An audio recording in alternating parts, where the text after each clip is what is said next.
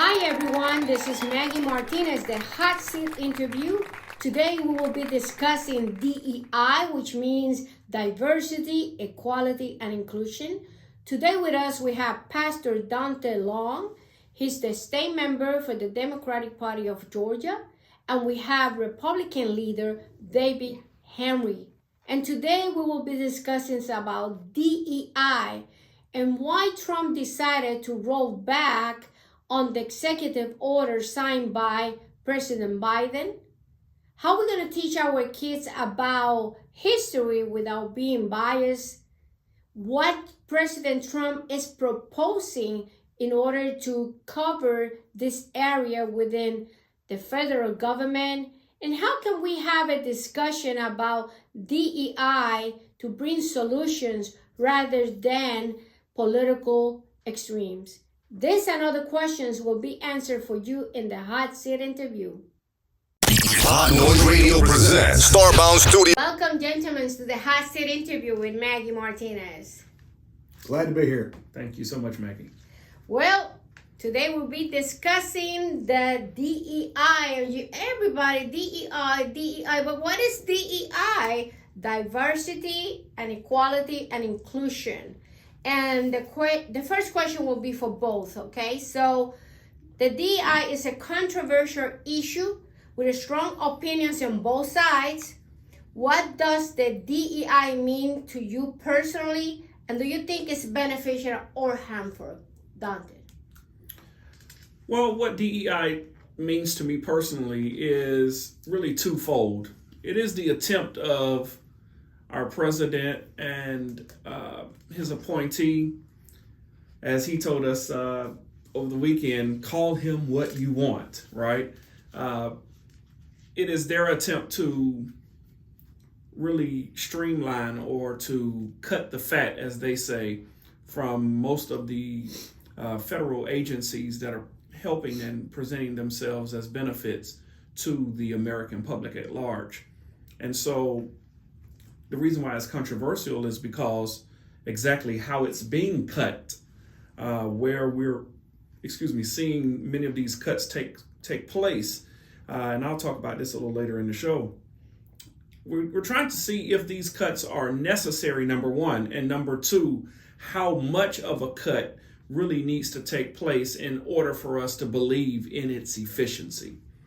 It's important that people know that the person that really, or the department of any government agency that works with this is the HR office. What is your opinion about this, Hamrick? Well, when we go over DEI, we've got to look at, it's almost an extension, if you will, of affirmative action.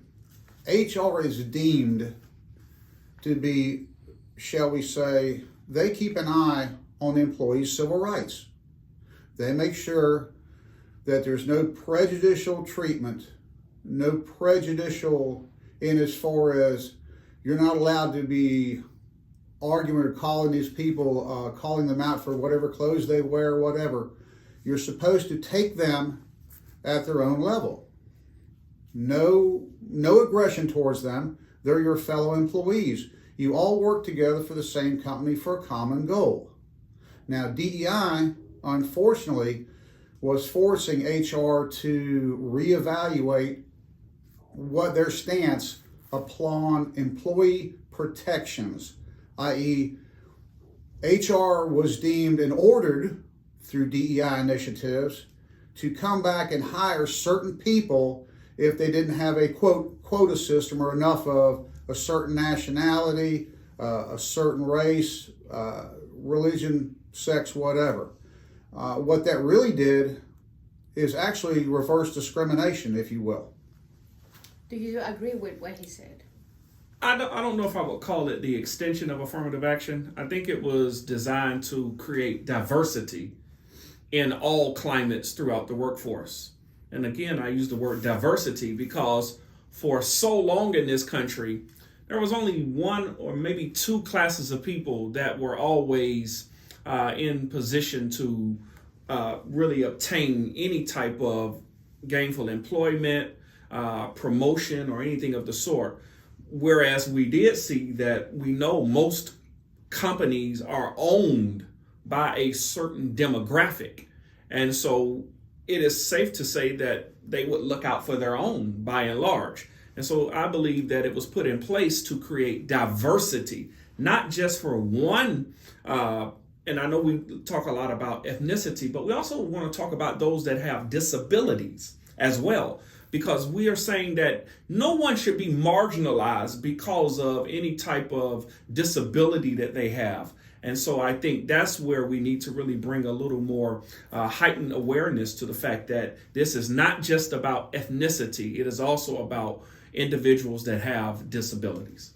Well, subscribe to the channel. It's very important for us to continue with this endeavor. So it's the hot seat interview with Maggy Martinez. You'll find it on YouTube.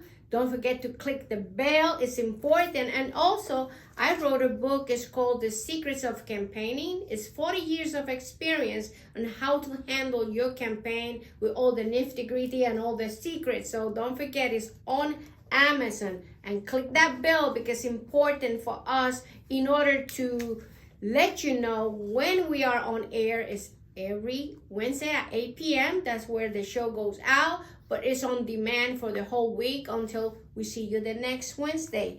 I have a little bit of worry because the same way President Trump decided to eliminate the DEI, will he go after affirmative action, which is equal pay?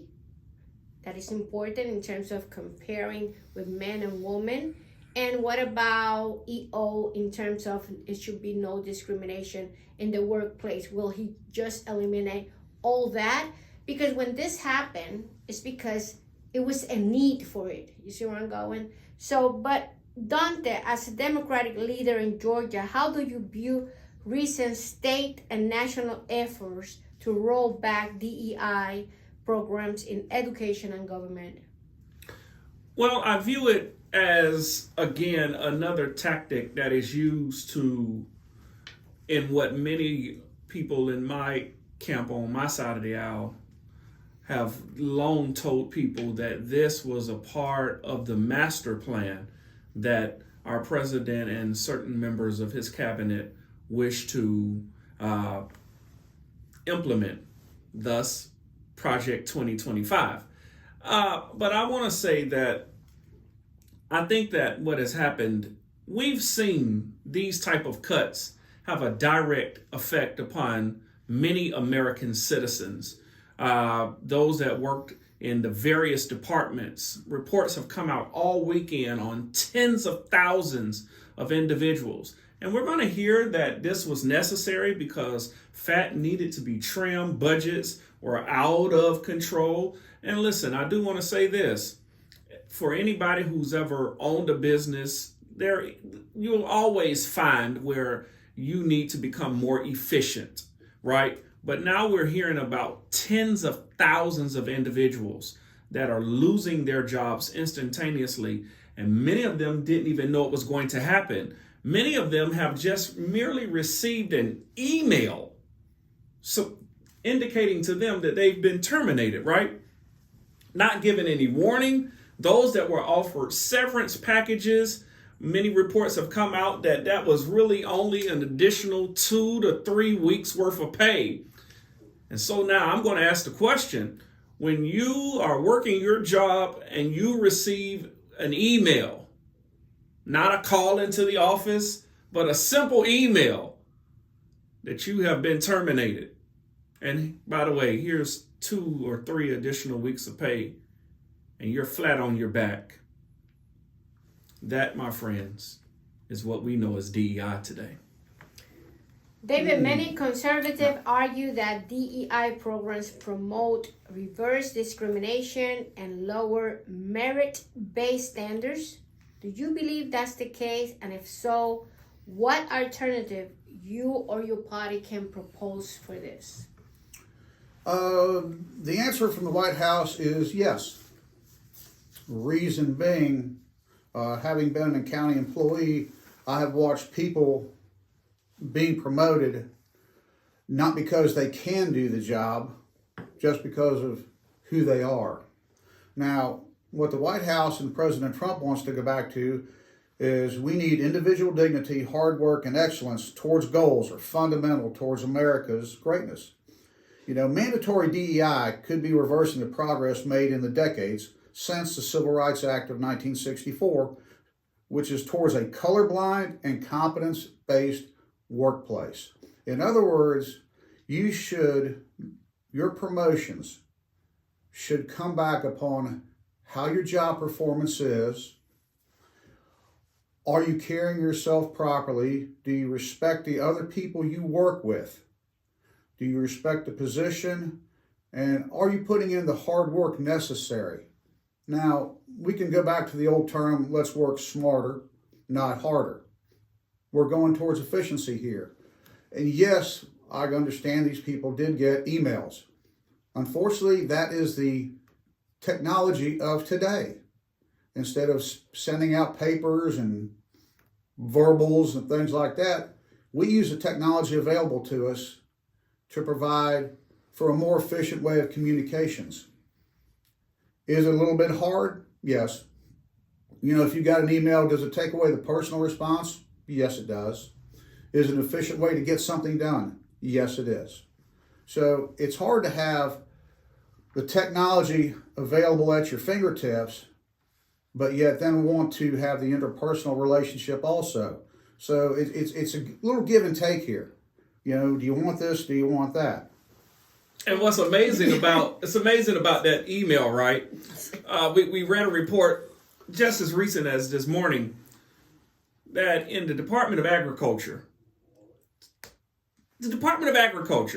people that decide on the pharmaceutical drugs, the drugs that you get at your local pharmacy, or for those, again, as David said, with the convenience factor, maybe you get them online or placed at your door, however you get your medicine. But these are the folks that make sure that the dosages are proper. These are the folks that make sure that there is no harmful chemicals placed in your pharmaceutical drugs.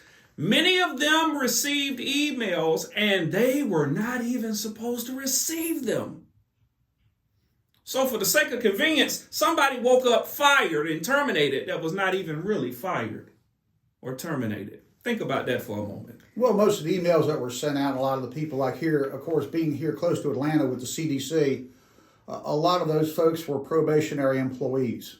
Now, as I said, working with the county, yes, you can be let go for any cause, any reason, or without cause, because the fact is you are on probation. You are not a permanent employee yet. That's why you're termed a probationary employee. Well, should the government have a role in enforcing DEI policies in businesses and public institutions, or should the private sector handle it independently, Daunta? Well, I think that the government should play a part in making sure that regulations are put in place and to police those if they are not followed. But we have seen for far too long that there is a system in this country that we live in that only look out for the special interest of the ones who benefit the most. And so I'm going to say today, who can you trust?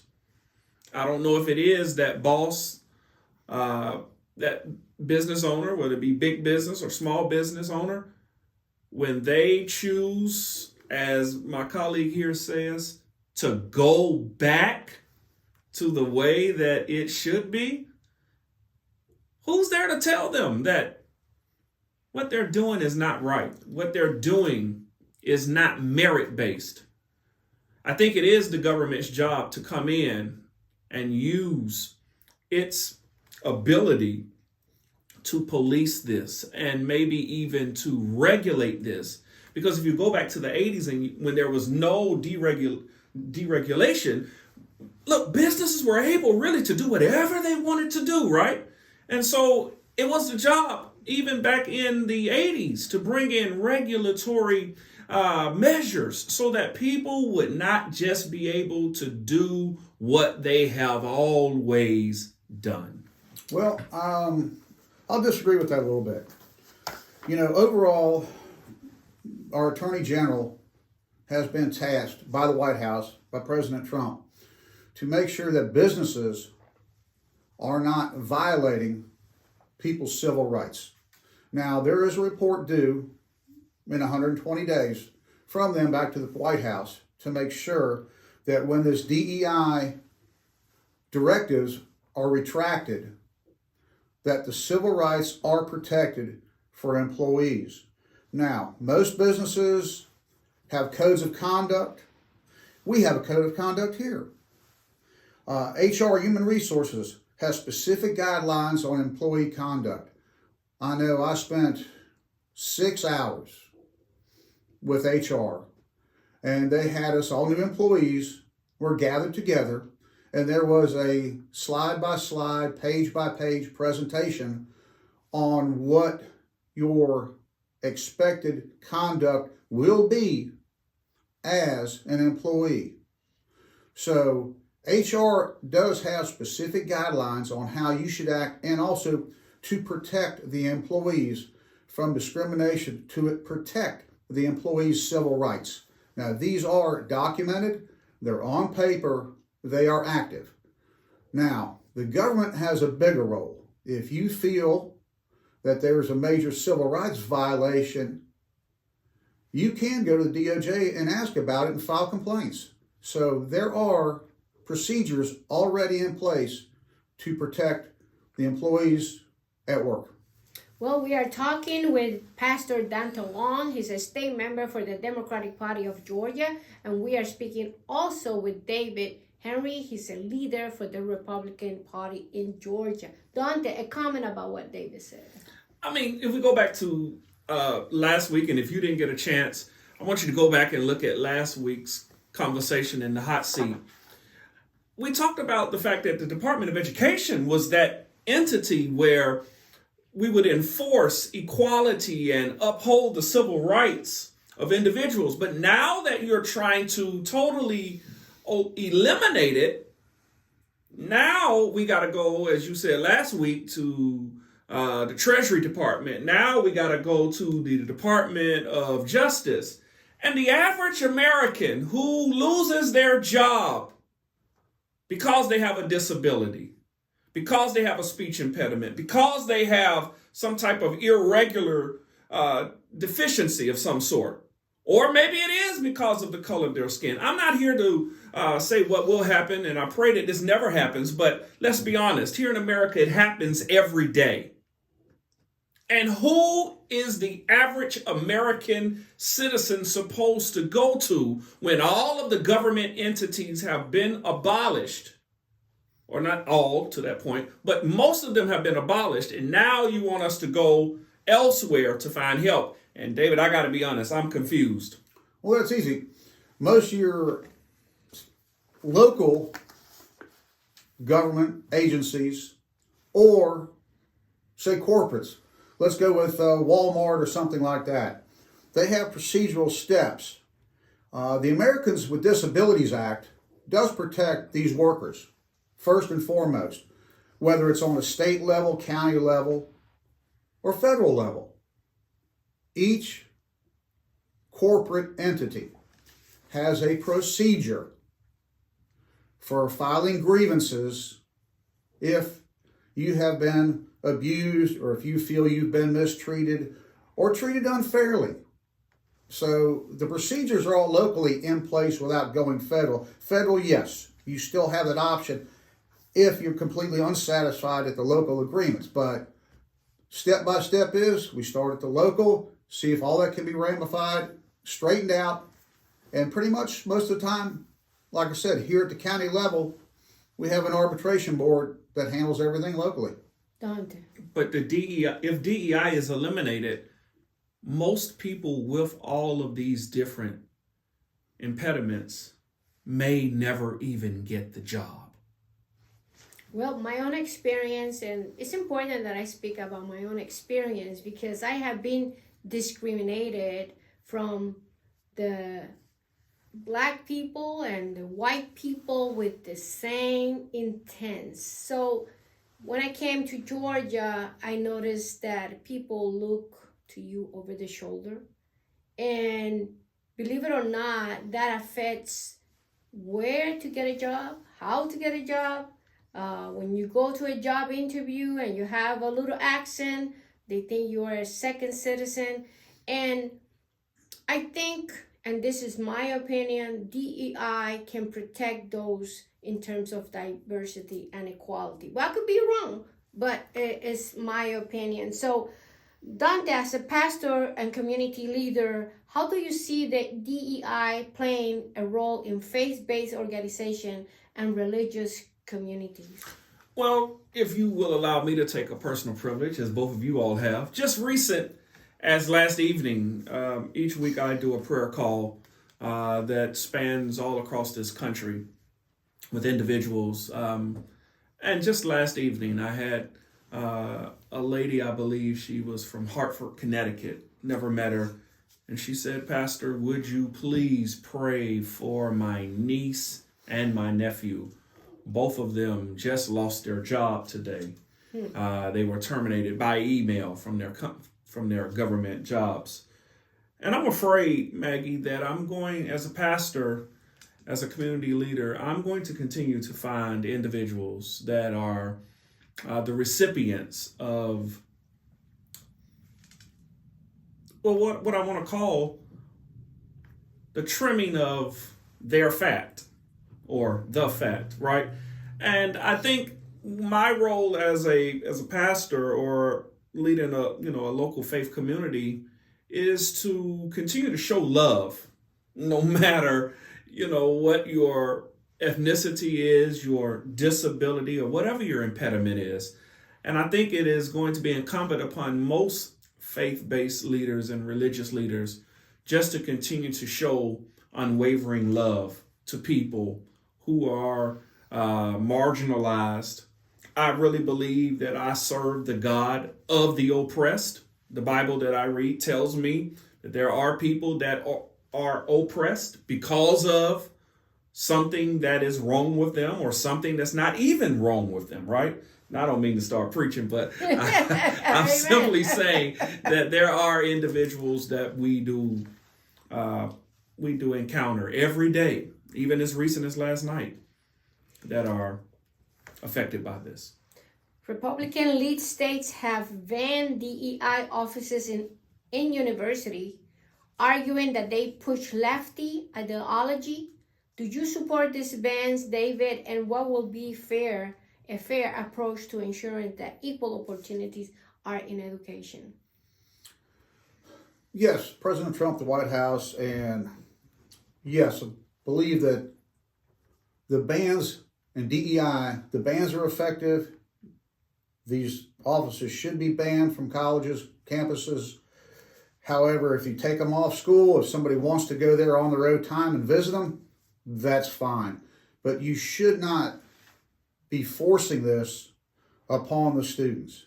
They should be able to make their choices free and clear if they want to be involved in it. Now, we can go back to the 2023 Supreme Court decision of Students for Fair Admission versus Harvard. When, before DEI came out, there was affirmative action.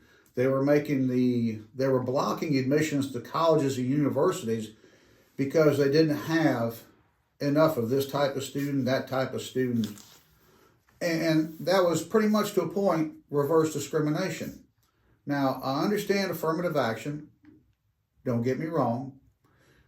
I understand it was meant to make sure that the underserved communities and people were given a fair shot at improving their life and their stance, which meant, hey, just because you come from a downtrodden background, if you have the qualifications to get one of those nice jobs where it pays well, you can provide for your family, you can afford a nice house, save for retirement, yes, your merits, your accomplishments, and your qualifications should speak for you versus, the color of your skin.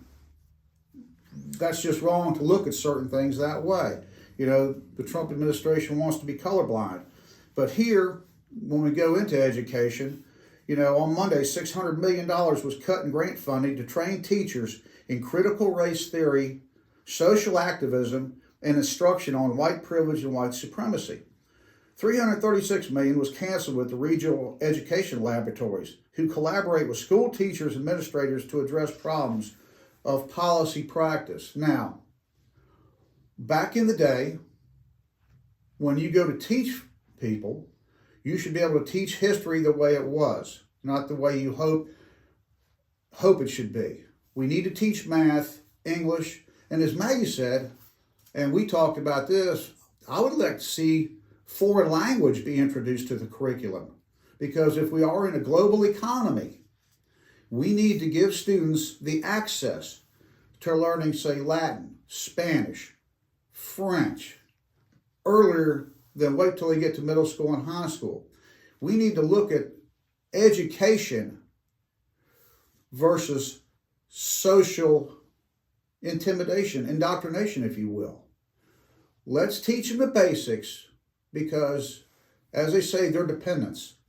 Children are dependent upon the adults to make the proper decisions for them as their minds and bodies are still developing. So let's take out all the social stuff. Let's go back to teaching the basics. And when they get old enough to evaluate and to make choices of their own, let them choose. And let's see what happens.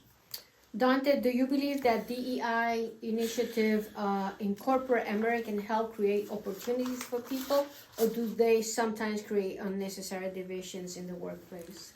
I think that any measure that we put in place to help create diversity is always good. I've been saying all show long, and I want to continue to lift this up, that for so long in this country, the entire economy was built off of deregulated practices. And when we saw this happen, we saw the marginalized and the disenfranchised suffer the most, right? And with that being said, that even goes back to the last question you asked. Most college universities only have less than 20% of African Americans and other minorities present on their campuses. So let's just be clear about that. For every 10 people you see at the average, I'm not talking about it at an HBCU, I'm talking about at the average university across this country, pick any one of them, only 2 out of every 10 are of a minority status. And so if you don't think that we need more diversity on our college campuses, I think you're sadly mistaken. If you don't think we need more diversity among business owners, here's another statistic. And I hate to keep lifting these up, but let's just be honest here today. When we talk about small business owners, you still see less than 20% of small business owners are a minority. And so if we're not going to open the playing field to allow all to have an equal opportunity, and we're going to get rid of the regulations that will at least bare minimum. We've had DEI in place for a number of decades, and still we see these staggering numbers where the non-majority interest in this country are not benefiting from working and much more owning businesses.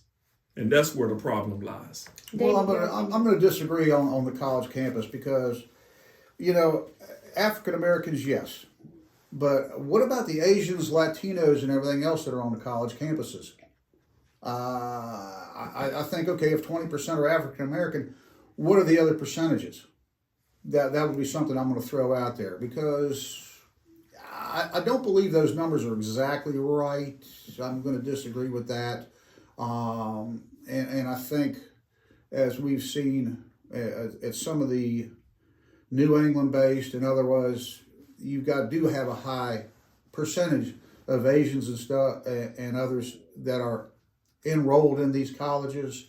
I believe white percentage has dropped, and we have definitely opened up more to minorities and also to others that have come over here from other countries.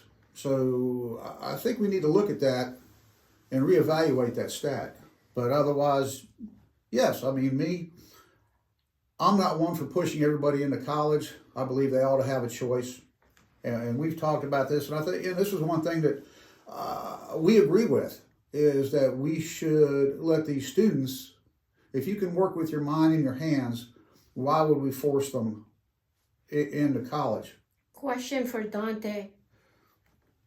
Trump's cabinet only has 2 women appointed or nominee and 2 minority. The rest are Caucasian, in other words, white. What's your opinion about that? And do you think Trump believed in diversity when he mentioned or he assigned or nominated his cabinet?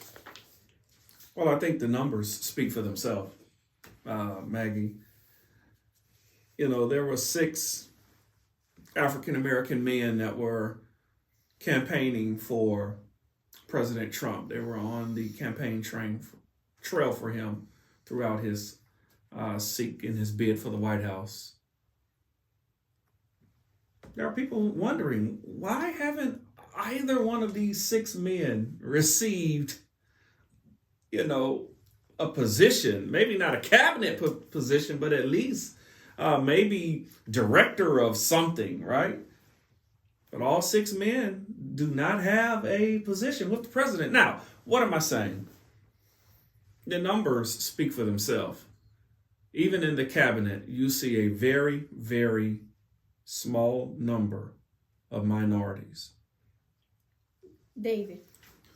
Well, I know Dr. Ben Carson was in discussions and he flat out turned it down. He didn't want anything to do with it. Good for Ben Carson. And, it depends on where you're at in your life. I could go back to work. Do I really want to? No. and some of these other, like I said, minorities, the people that were campaigning for him, they had to make decisions. Do they want to put up with the Washington hubbub? Do they want to deal with all that? I personally wouldn't.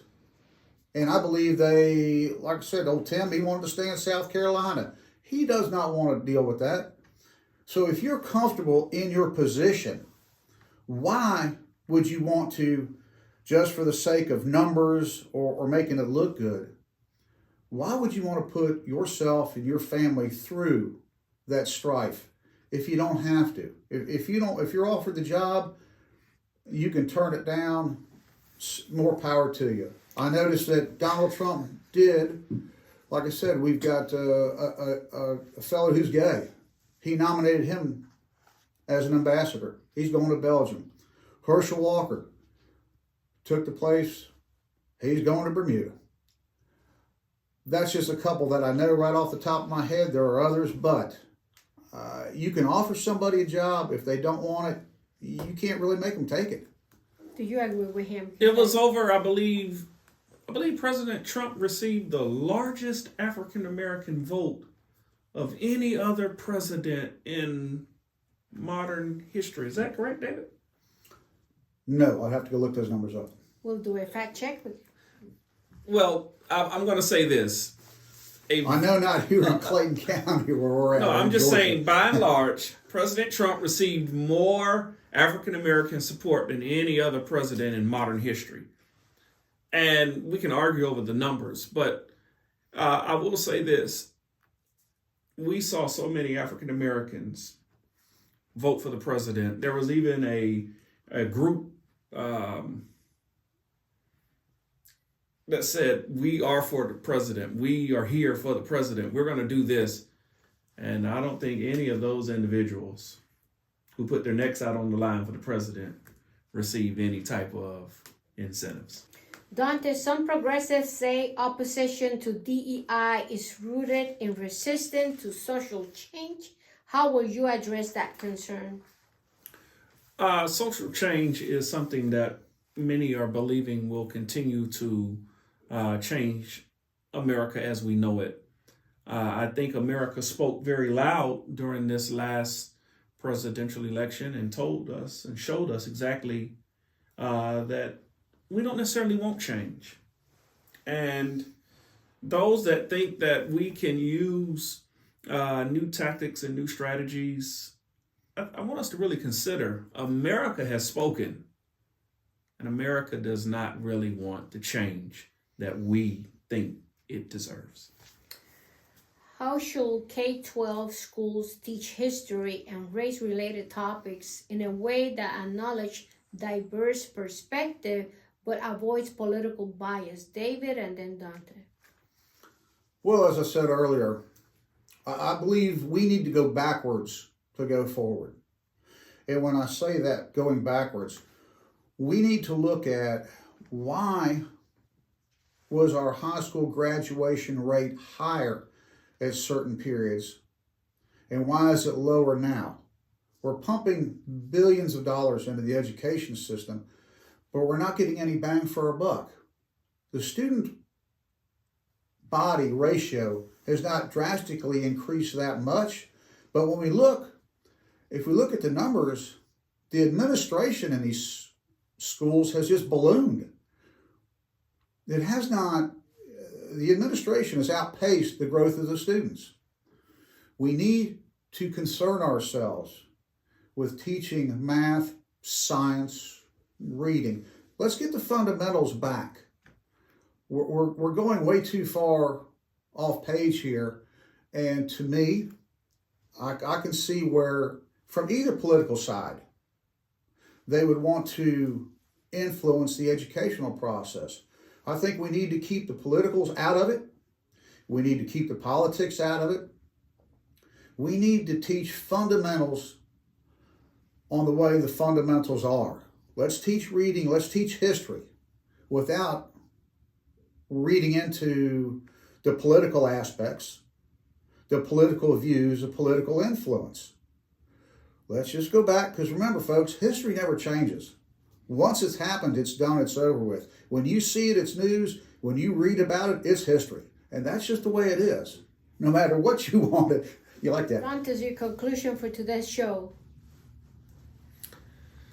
I employ you that are out there to be aware of exactly we see things going.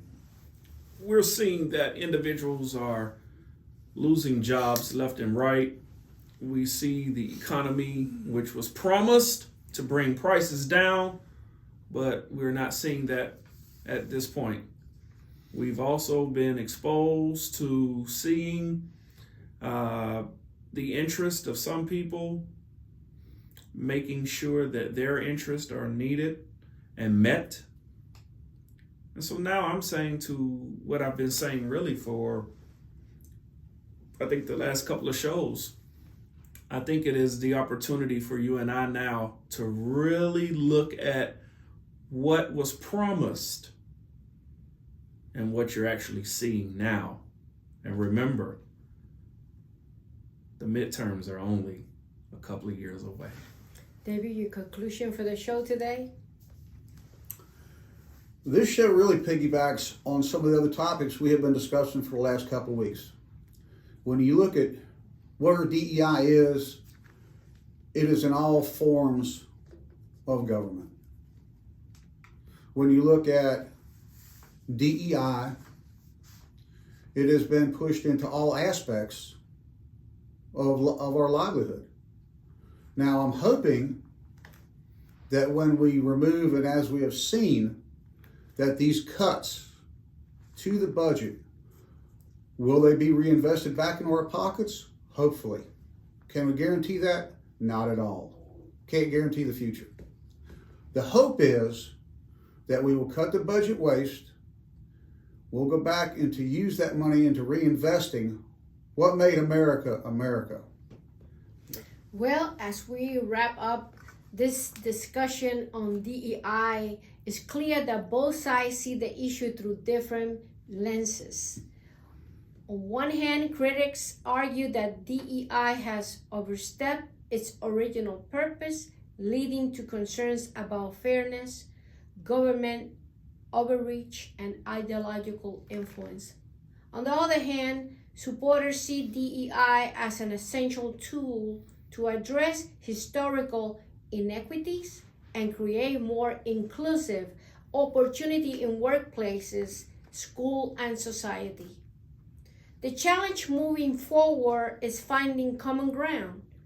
How can we ensure that all individuals, regardless of their race, gender, or background, have equal opportunities without creating new divisions of unintended consequences?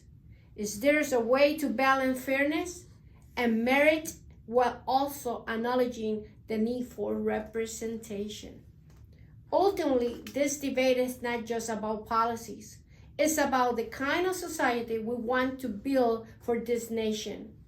Do we move forward or toward a future that actively promotes diversity, or do we trust that fairness will naturally occur without structures of a DEI programs? The answer likely lies somewhere in between, and the conversation is far from over. Thank you, gentlemen, for coming to the Hot Seat interview. Welcome. Thank you. Maggie, for the opportunity. Well, as I always say, don't forget to subscribe and click that bell because it helps the channel. This is Maggy Martinez, the Hot Seat interview. Until next time.